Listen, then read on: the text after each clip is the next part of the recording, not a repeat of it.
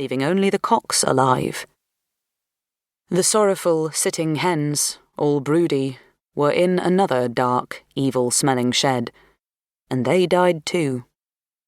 They sat on their eggs in a black, broody dream until they were covered in water.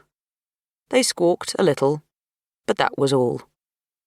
For a few moments, just their red combs were visible above the water, and then they disappeared. Ebbin Willoweed rowed his daughters round the submerged garden.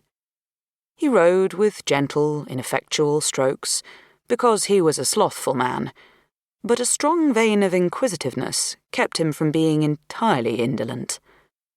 He rowed away under a blazing sun. The light was very bright, and the water brilliant. Sometimes there would be a bumping and scraping under the boat as it passed over a garden seat, or tree trunk, or some object only slightly covered by water. Strange objects of pitiful aspect floated past.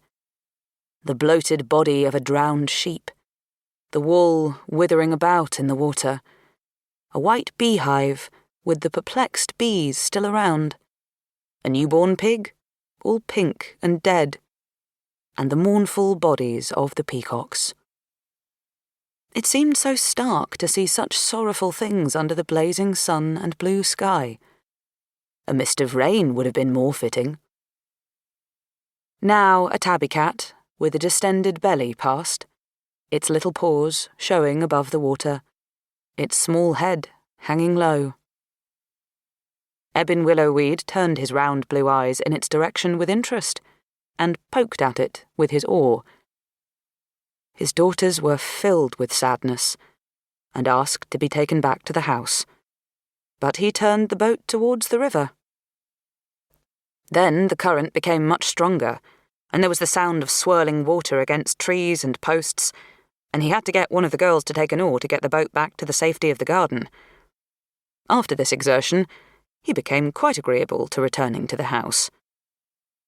When they entered the house, the grandmother ran down from her bedroom to meet them.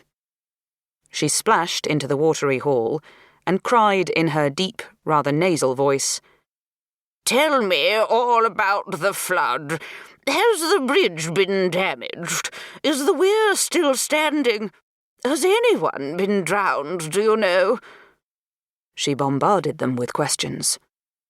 With one hand, she held up her long black skirts.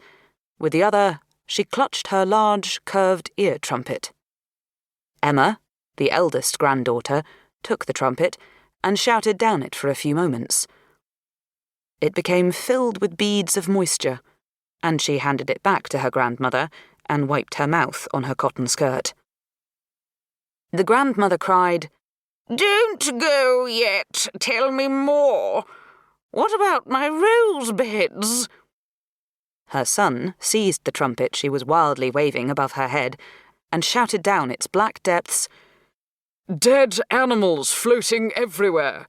Your roses are completely covered. You will be lucky if you get a bunch." "Lunch? Lunch? What about lunch? Is it ready?" The old lady waded into the dining room, where Dennis was amusing himself, floating a fleet of toy boats. "Hello, landlubber," his father greeted him. The boy didn't answer, but bent down to float the boat he was holding. His ears became red. "Would you like to come out with me and rescue a few sheep?" his father asked, in a tone of forced heartiness. "No, thank you, father. I think I feel rather sick today." His father looked at him with impatient disgust. "Christ!